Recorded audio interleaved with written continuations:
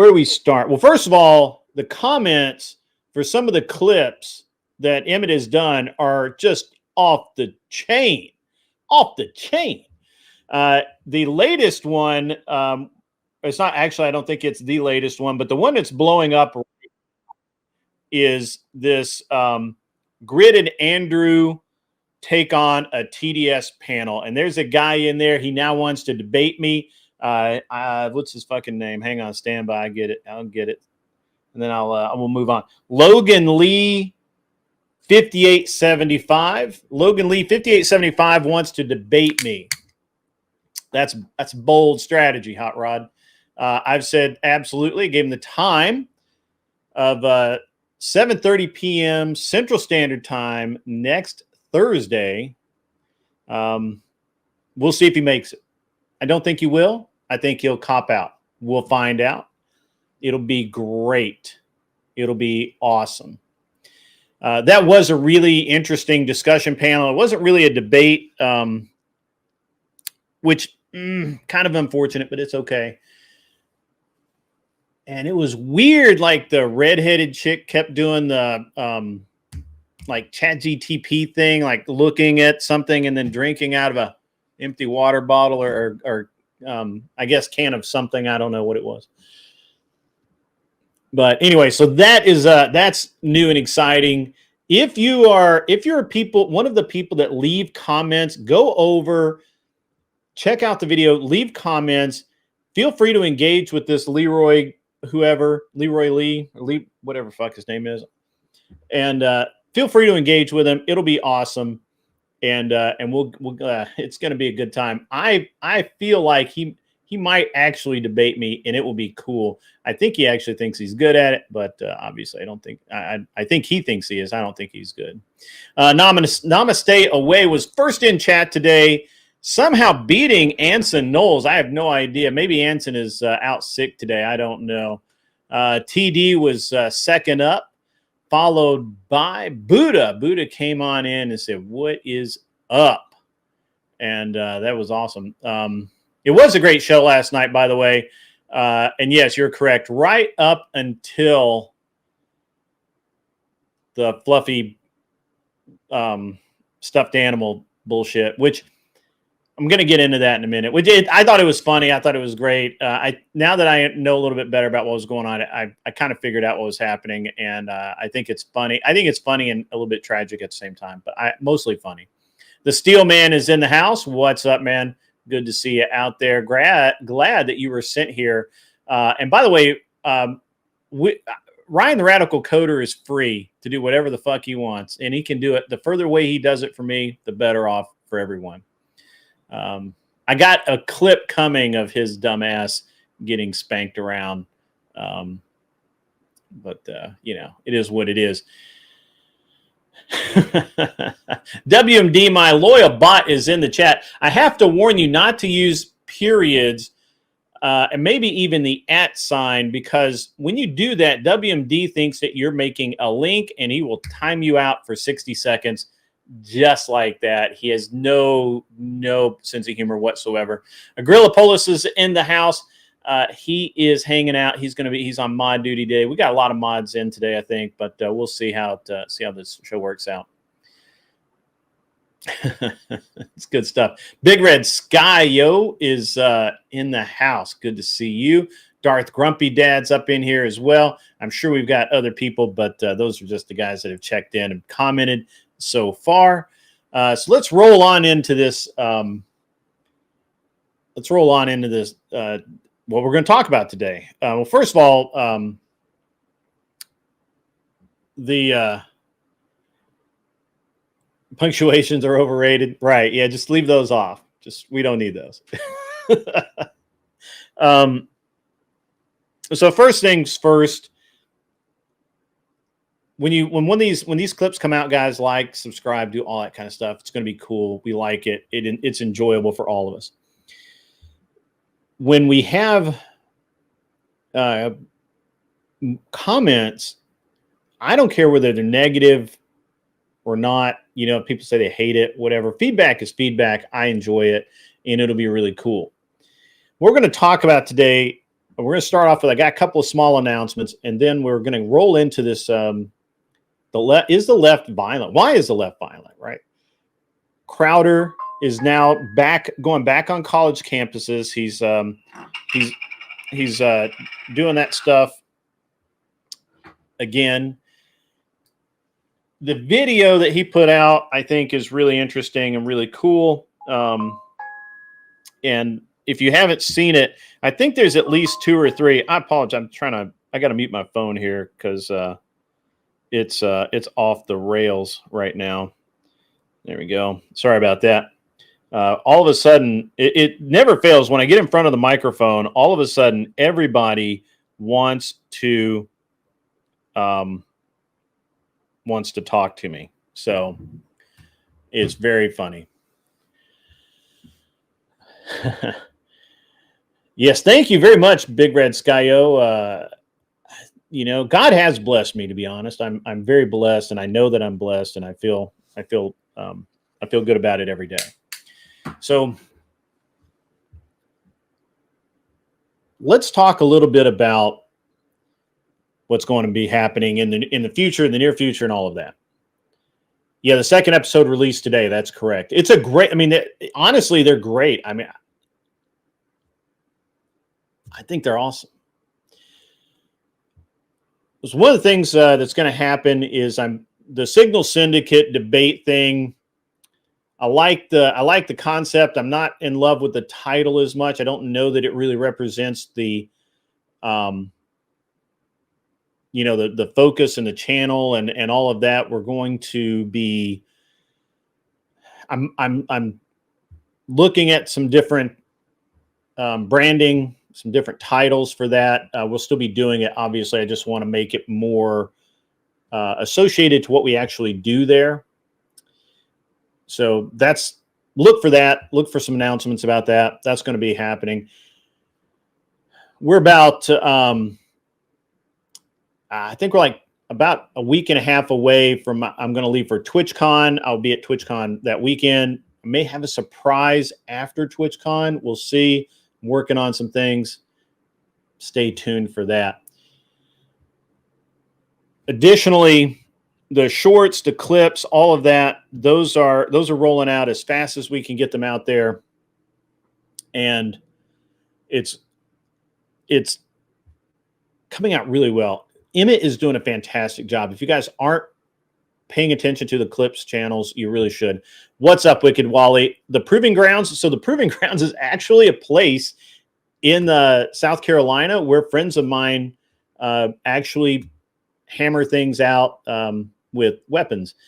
All right, look.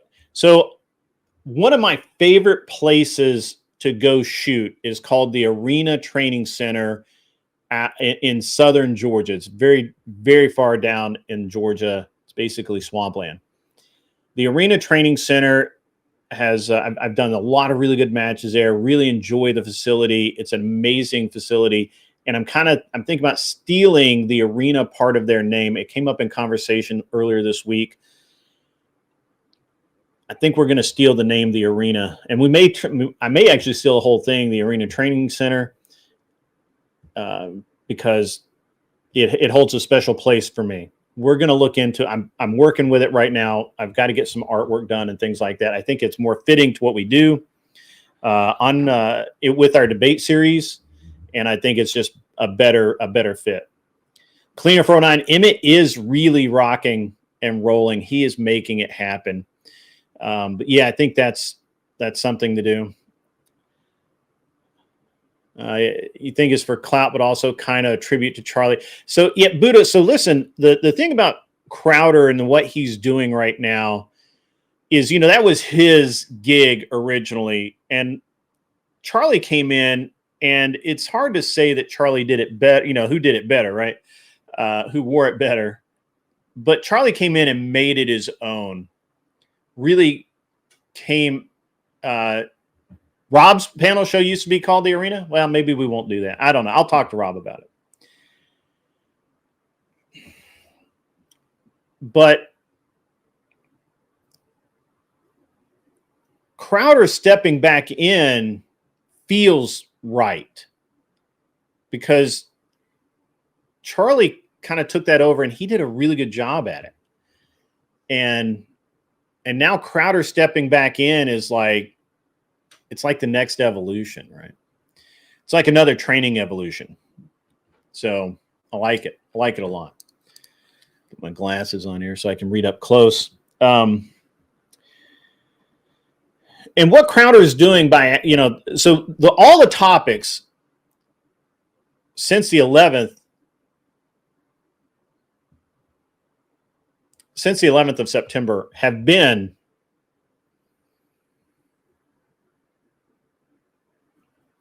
all about why is the left so violent? Now, people like you and I, most of the audience, probably known that the left is violent this entire time. And it's an interesting dynamic. It's an interesting thing to talk about. We're going to get into that in a couple of different ways today because I think it's really important. Before I do that, I want to talk about last night's teddy bear incident, right? Stuffed animal incident. So I didn't know it, but Sarah was kind of trolling a little bit because to her it was a night off. I get it. I agree with it. I think Sarah did a great job. Sarah was wonderful on the show last night. She was very engaging, but she was kind of trolling here and there. And I think when Cleaner said that and Sarah responded, I think she was trolling Cleaner. Kel picked up on it and Kel just ran with it. And then it almost became its own meme instantly. So they weren't going to let it go. And Kel just wouldn't let it go for whatever reason. So that was awesome. I'm glad that Cleaner's such a good-natured, centered human being that I'm sure he found it funny as well to some degree. I think there was a little bit of tension there for a few minutes, but it all went away. I had a great time. Everybody had a great time. It's going to provide some great clips for everyone. And at the end of the day, it was a good show. We're going to do more of those. That was the next thing, and that leads me right into the next thing I'm talking about is Wednesday night. It's been really hard to schedule guests on Wednesday night. I try and I try and I try. Much like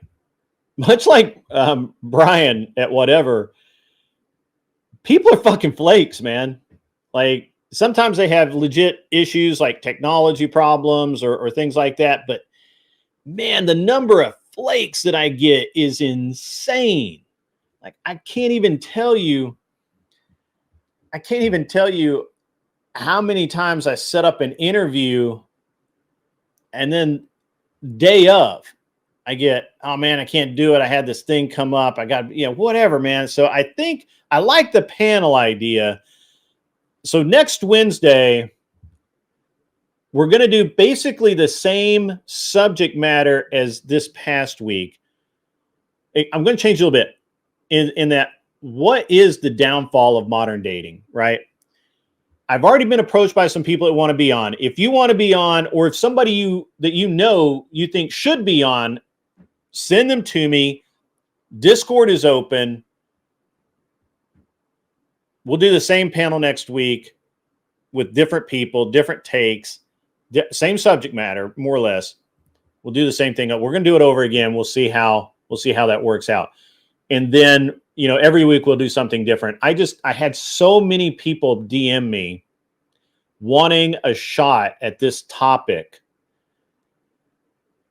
that I can't not put it back up. So, right. Gibbs. So I think, I want Hainia, whatever her Hainia. I want the young lady that was on the other night. I would really like her to come on. I would love her takes. I think Beth is going to come on. I think there's some other people that want to come on. By the way, I think I'm going to limit the number of dudes next week to like one or two other than me.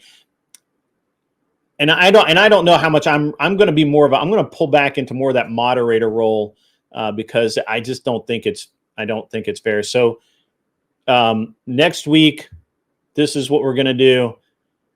If Anybody that wants to be on that panel, hit me up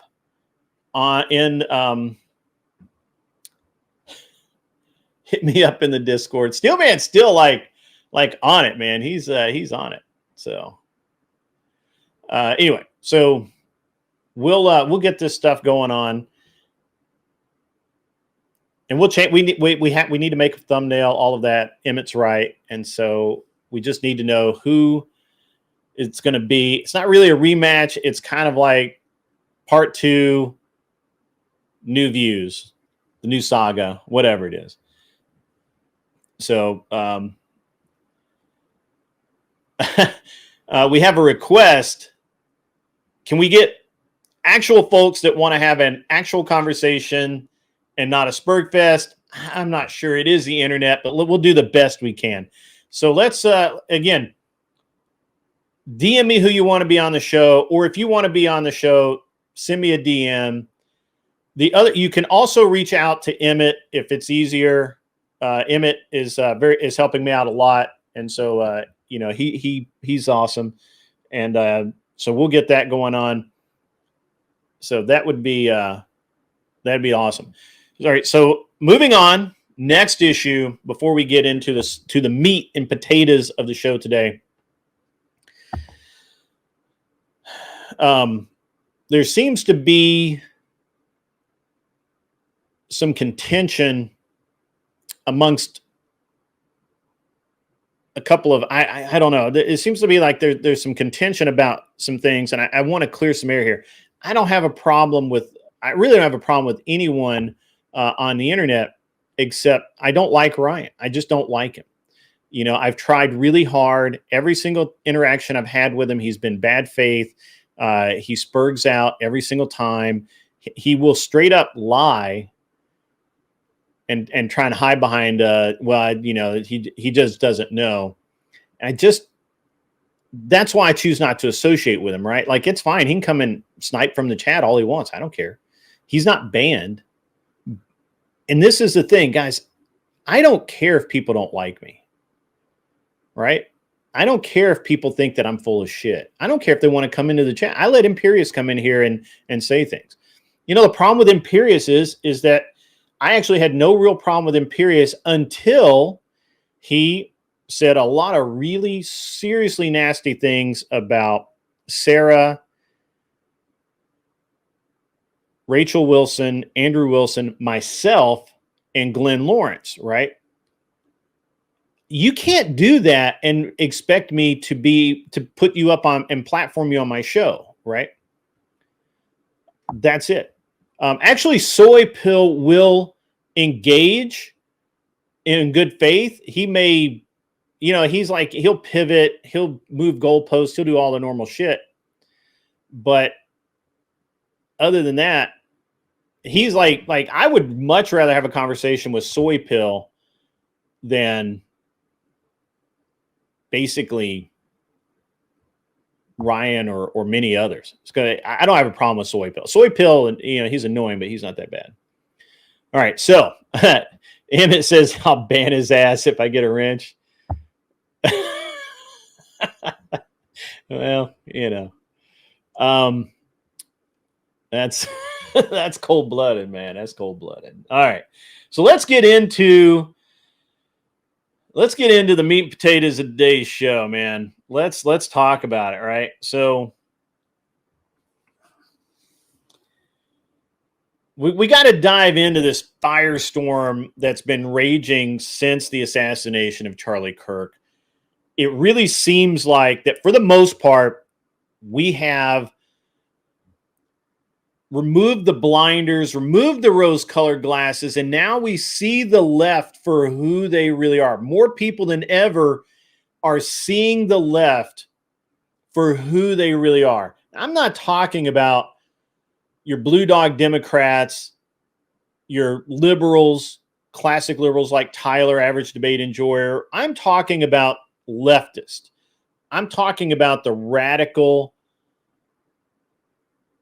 that don't consider themselves radical leftists that will literally lie, thinking it's the better good to lie or to alter facts than face the reality.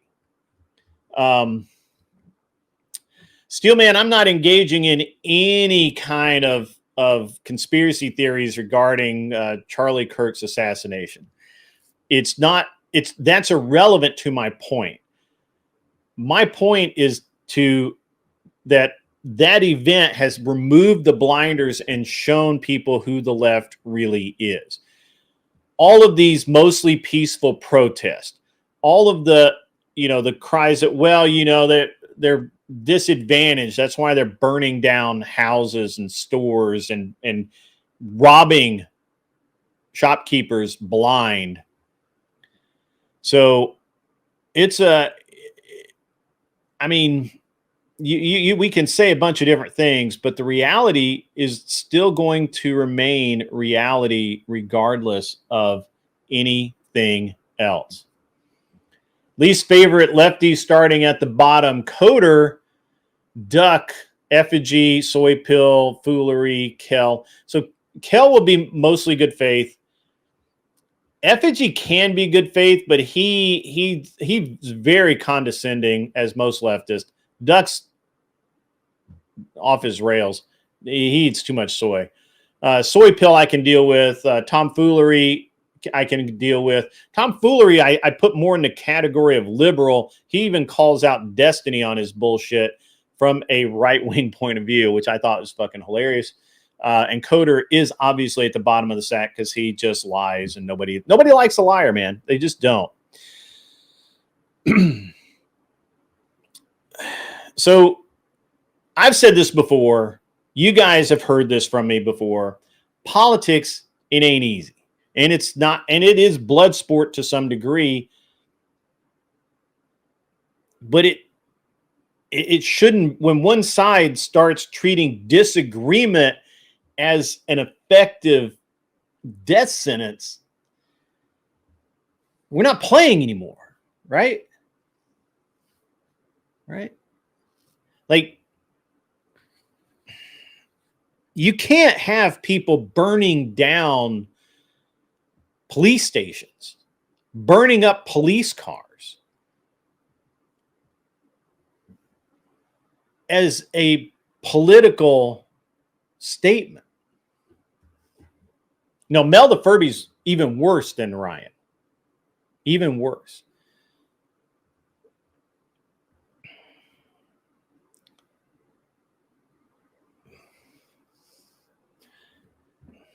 So what we end up with these days is this rhetoric that the left are all these peaceful protesters. They're affecting change. They've been disadvantaged. They've been pushed down. They're beat down. And yet, they're the ones that get the most public assistance. Absolutely get the most public assistance. To say they're not organized, this is one of my least favorite things that I hear. Well, these aren't like they're organized or orchestrated political events. These are just people peacefully protesting. Yeah, the peaceful protesters that aren't an organized group that have bricks, pallets of bricks delivered along the route. That's nuts. How can you say they're not organized? How can you say that they're not an organization with money and power and influence behind it? How can you say that? This is the dumbest argument that they make, is that Antifa and BLM are just splinter groups. There's no mass organization. There's no behind the scenes anything, right? Like, these are just college students. No, they're organized people. Now, yeah, sure, at the lowest level, sure, I can honestly believe that there's some college groups out there, just a bunch of morons that sit around and, snacking on jujubes and talking about what the fuck ever liberals talk about. Sure. But the reality seems to really be way different. Where does all this organization come from? Where do they get the information they get? Where does all of this come from? Absolutely, we can point the finger at George Soros and his organization. There are a lot of organizations that are putting money behind this, right? But then on the right, when we point to it and say, look, that's a terrorist organization, they're anti-American, they're burning American businesses to the ground, we wouldn't tolerate this from anyone else. The left says, but they're peaceful. They're mostly peaceful protesters. They're not out to hurt anyone. And yet people get hurt. That reporter, Stephen Go, I forget his name, the Asian reporter that got the like concrete thing thrown in his face, right? What do you mean they don't hurt anybody?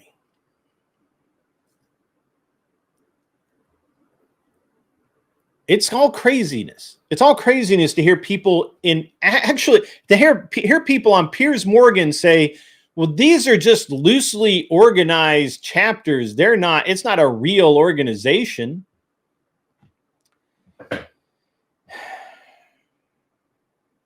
None of the data backs that shit up. All the data backs up that they are organized. They know what they're doing. They're very specific bad actors. Andy Go. That's what it is. Thank you. Only a Mr. Bill. Yeah, the concrete thrown in his face for reporting. What kind of idiocy is this? Look, guys, we're in a war of ideas that's spilling into a street fight on a regular basis. On a regular basis.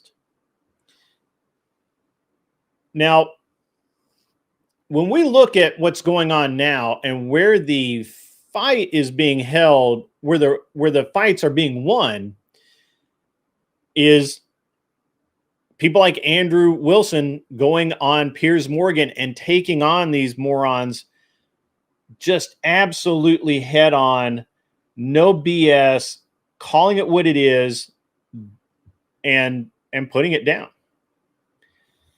So there's no reality that doesn't tie into that, right? Now you have Crowder coming back in. You have Joe Rogan questioning this stuff, which he has for a while. That's fair. He has for a while, but we also have Piers Morgan has become far more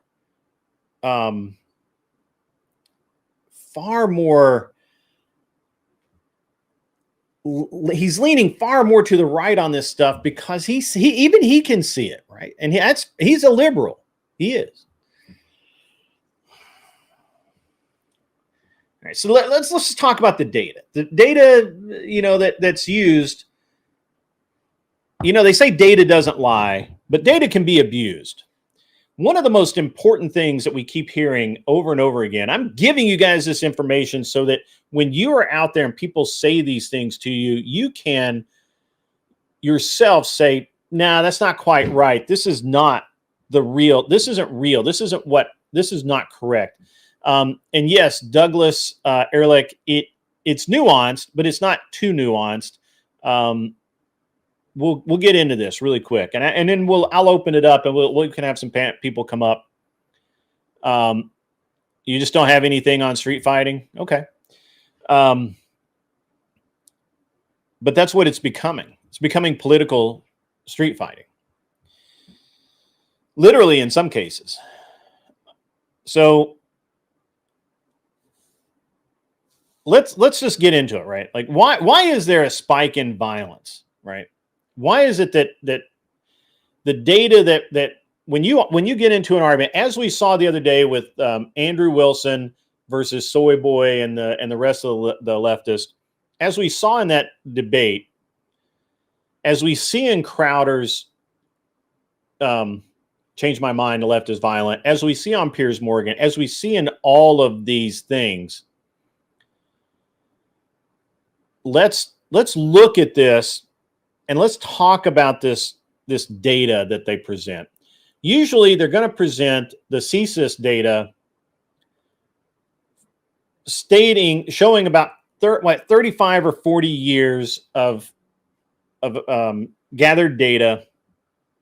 Now that's the Center for Strategic and International Studies. It is a real organization. I don't really know if we want to call it, biased or not. I don't think it's particularly biased. But in the echo chamber that is the left, they hold this study up like it's pure gold. It shows, obviously, currently, it shows a massive uptick in leftist violence over the last 8 months, probably, well, I guess, 8 months since Donald Trump was elected. Now, it was already climbing during the election cycle, but the real ski jump occurs after Donald Trump gets elected for leftists, right? Right. Douglas, you're right about that. You're correct about that. Let me get into this. So one of the things about the older CSIS data is it was very obtuse in the way that it defined left and right as far as ideology. So it lumps in all of the Islamists who are certainly not conservatives into right wing. It also lumps in a lot of people who are incorrectly termed fascist and neo-Nazi as right wing, even though these people are not right wing. They do not believe, they're socialists. They're literally socialists. They want to live on, they want to live on communes and do away with, and moreover, they're like anarcho-socialist kind. They're anarchists. So they truly are not what I would consider a conservative. Maybe you will, I don't. But they all get lumped into conservative, right-wing violence. Fair enough. I'm certain that some people on the left, that the left would say, well, they're truly not leftist doing this, right? They can say, well, I'm leftist, I'm not communist, and you got these communist people doing all kinds of stupid stuff as well.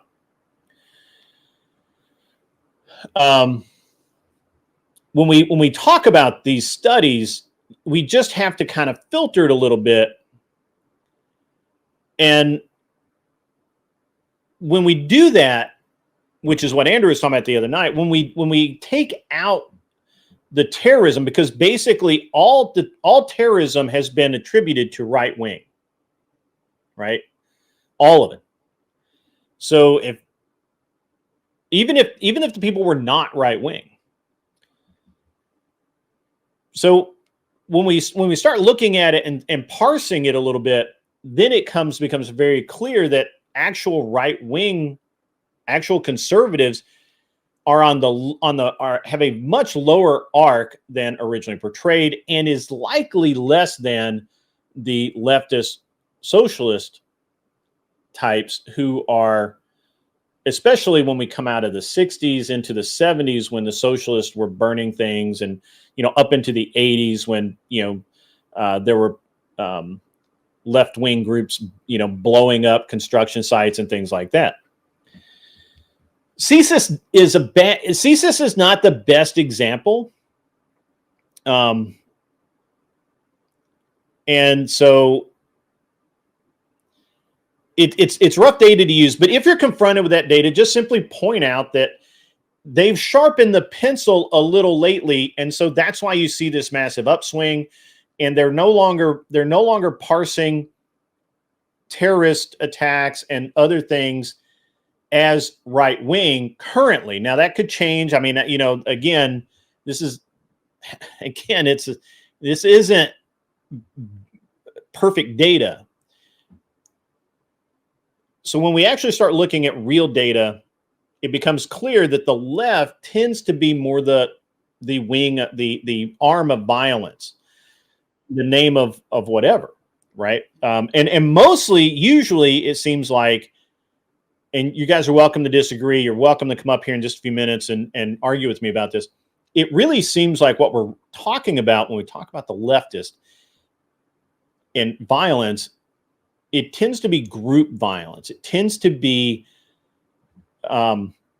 it's not typically one-on-one violence. It can be, but usually it's these riots. It's you know, they burn down post offices. They try to burn down government buildings and all of this, which is actually sedition, by the way. It is something that should be prosecuted, but just isn't. Right? You shouldn't be able to burn down government buildings. Right? That's a seditious act. That's traitorous, in my opinion. Now, you can say that that's free speech, but I don't believe that burning down a government building is free speech. I think the left has moved the needle of acceptability so far to one side of the scale that now the left can basically do whatever the fuck they want and say, it's free speech. It's free speech. I'm exercising my free speech. I can throw bricks through a window and it's my free speech. I'm expressing myself. I'm expressing my anger. Whereas if I throw a brick through a window, I go to fucking jail. Half of you guys go to fucking jail. So we have to start moving the needle back towards reality and sanity. I'm hoping that Crowder and some of the other, because we're gaining a lot of traction in media. This is also a problem for the left, and one of the reasons why a lot of the conspiracy theories around Charlie Kirk's assassination happens is that the right is gaining traction. The left doesn't want that. So it would make sense that it would actually make sense that the left would want someone who's effective, you know, no longer with us.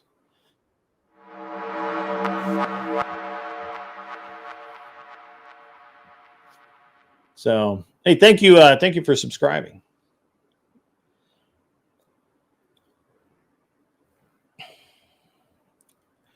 And in these echo chambers, the left convinces themselves that they are right, that what they're doing is noble. It needs to be done. It must be done. They're going to accomplish something by this. Now, they don't. They absolutely don't accomplish a damn thing except piss everybody off. And for me, for a long time, I've said good.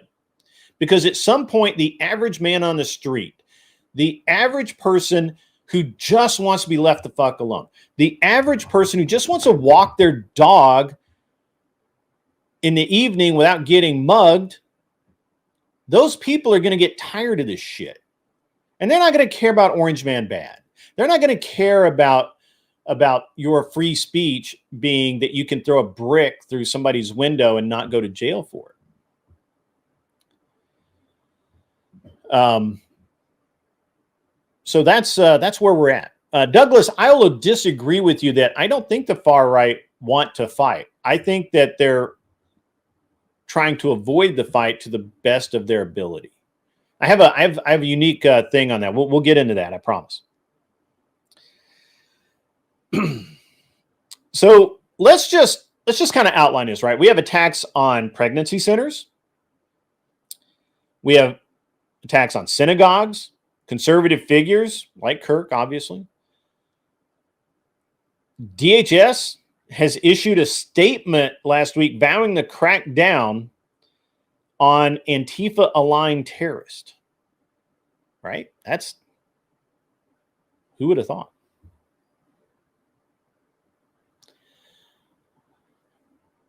Red Door Woman says, I went to Minneapolis to visit Migizi. Migizi? Okay. a Native American youth center. I left just before the riots. They burned it down. What the actual fuck? What in the actual fuck?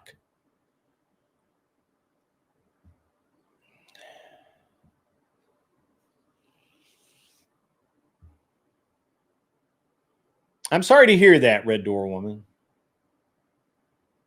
I am. I'm actually really hard to hear it. I'm really sad to hear that.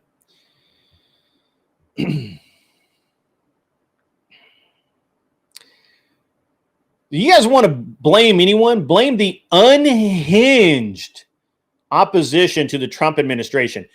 Blame fucking Destiny. Blame Destiny's dumbass rhetoric that he's glad that his only disappointment is the bullet missed. Jason Shadow Raid says they are so violent because of all the chemicals they eat. That could be. Although most leftists are probably a lot of leftists are vegan or whatever, and so who knows.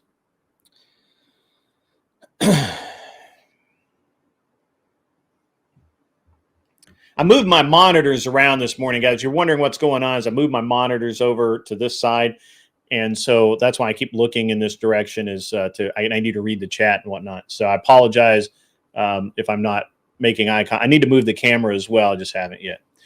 Or I need to move the monitors back. At any rate, so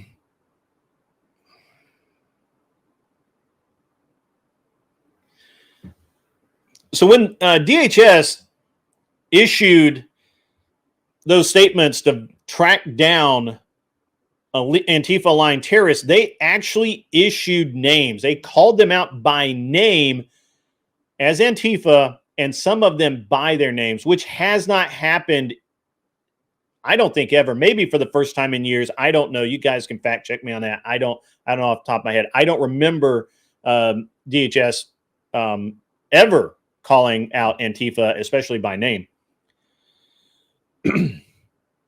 A Marquette Law poll yesterday, found that 80% of Americans see political violence as a big problem. While with half blaming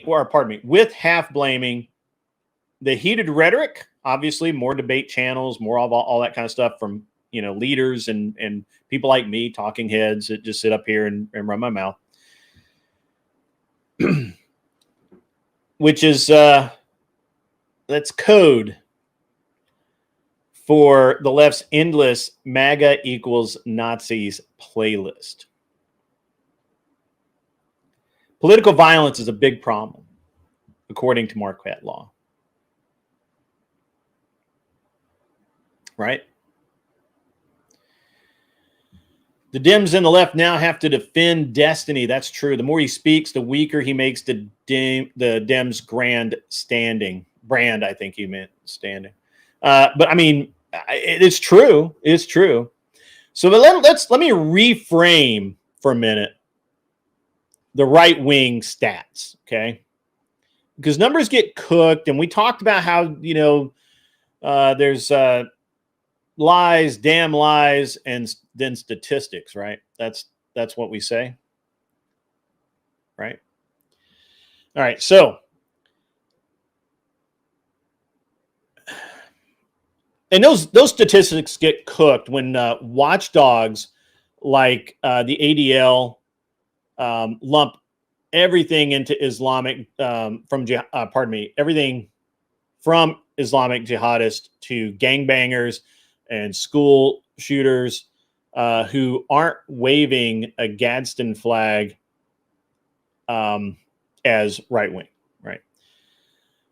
A KOMO, yeah, I got that right.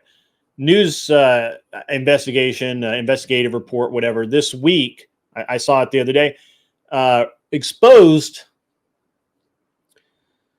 how reports on political violence favor liberals and inflate right-wing numbers by folding in non-conservative crimes. Things like MS-13 gang activity, turf wars, ISIS-inspired stabbings are misclassified as extremist, not terrorist, right? Right-wing extremists. You pull those out, and a 2025 Medium analysis shows that the conservative line, the real conservative line, sorry, I had to stop myself there. The real conservative aligned violence drops to about 68%. I could be wrong on that. Fact check me. I'm going from memory here, so you can fact check me on that. I believe it's 68, 70%, something like that. While left wing hits, and now we got to include Antifa firebombings, BLM arsons, people throwing rocks and stones at cops, attacking cops at protest, all of that, hold steady or climb, right? The ADL's own 2024 extension report tallied 28 deletion or 187s. But critics on X, right? And I don't know who those critics are. I just have a note here that they're critics. Point out it overcounts by including apolitical gang violence as right wing, while soft pedaling the leftist riots, right? Like nobody wants to call the leftist riots leftist. They just don't. They just don't want to do it. So when we clean up the laundry, when we shake everything out, the right's tally shrinks markedly, and the left's grows every single time. And I don't care how you do the math. Every single time you do that math, that's the way it's going to work out. It just is. I don't care what Connor over at Counterpoint says. I don't care what Destiny tries to talk to you about. I don't care what Soy Pill says. They know it, and they will pay lip service to, well, it might affect the numbers a little bit, but they will not give you the fair shake of what the actual numbers end up being. They just won't. Now, the PBS crowd, the Democrats, they'll trot out decade-old stats. They'll keep repeating the same tired taglines over and over again. History does matter, for sure. But the left is not owning 2025. They are not coming to the table and saying, yeah, you know what? You're right. We are off the fucking rails, especially now that the data is getting parsed better and better. Now the left should really be blaming AI for this, because AI is making it harder for them to the AI is making it harder for them to just batch everything into one thing, because the AI will sort it, and it doesn't care. It doesn't have a mentality. It just says, okay, this is a conservative attack. This is something else. Am I lagging or something? I'm watching. It looks good on my screen. I don't know. Am I lagging? Am I having problems, guys? Looks good on mine, but never. Who knows? A little bit here and there. I'm sorry. I don't own the internet yet, so do what it is. Okay, yeah. What time is it? I'll drop the link. Yeah, we'll get to the link here in about. I think I got about 30 more minutes of notes here to go through, so we'll get to it, buddy. I kind of lost my place here. It doesn't matter. 2025, the left isn't owning shit. They don't do anything. They just don't. They're not even willing to say that in 2025, with all of the bullshit that's been going on, that's obviously being committed by leftists, they still want to say shit like, You know, Trump's the guy who took a shot at Trump was a registered Republican. Yeah, who gives a fuck? The guy actually, the only place registering as a Republican is free, and yet the only place the guy spent money politically was to support Antifa. Are you fucking drunk? Are you insane? That guy's obviously not a Trump supporter. Obviously doesn't believe in what Trump has to say. And he's obviously not a Republican. And all they can literally do is just keep pointing to, well, he's a registered Republican, which who cares? Who gives a fuck? He just checked a box. He may have been high when he did it as a fucking joke. You don't know. But to send money, his hard-earned money, because remember, this kid didn't have a ton of money. It's all good. I've got my lighting's a little weird. I apologize. I can fix it to some degree.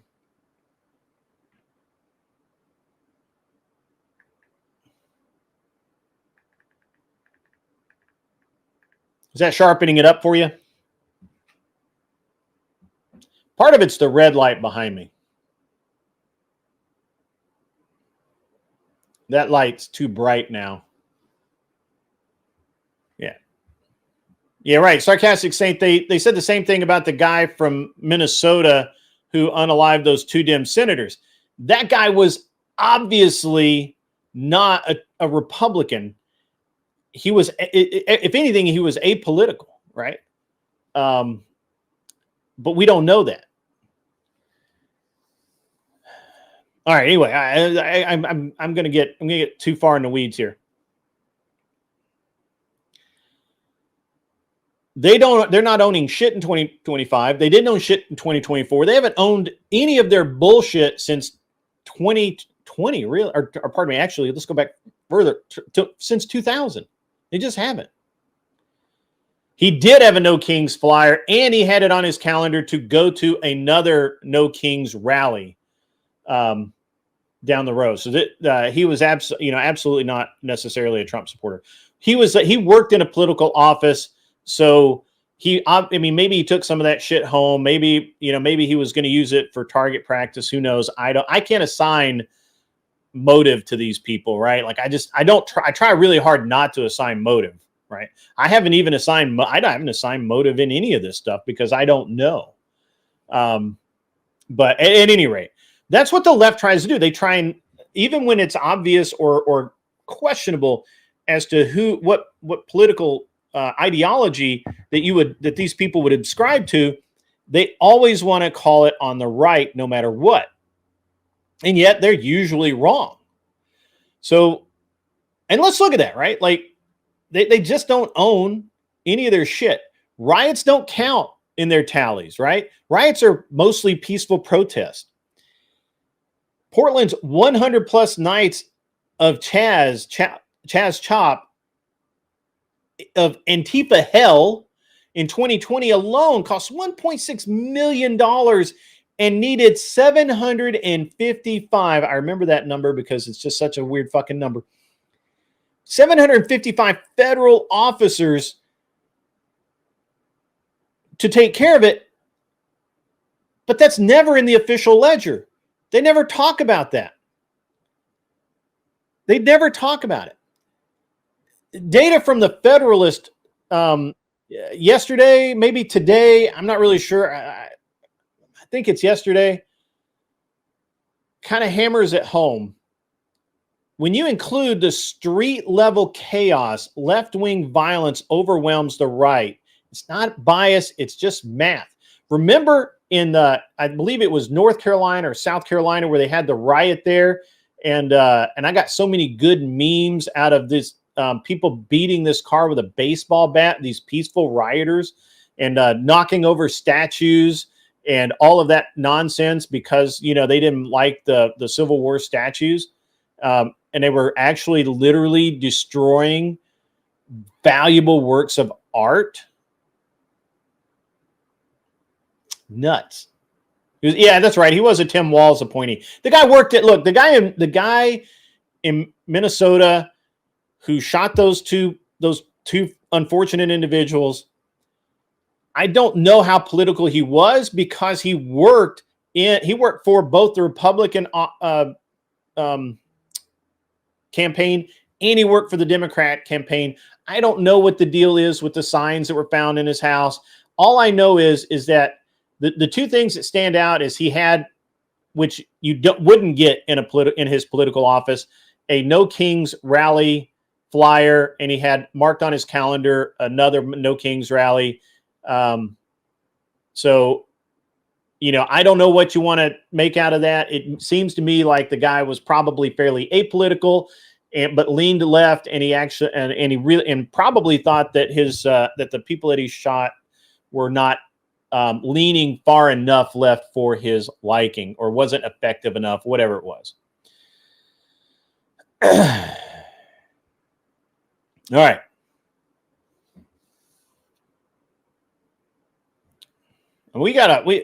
This stuff's all crazy, guys. Like, it's crazy. Right? We look at what's been going on in our social media, in the debate sphere. The left never owns shit. The one thing that I have to say, obviously I am right. I'm a constitutional conservative. Obviously I lean right. But when we fuck up, we'll at least say, yeah, you know what? My bad. I fucked up. Or I was wrong about that. I'm sorry.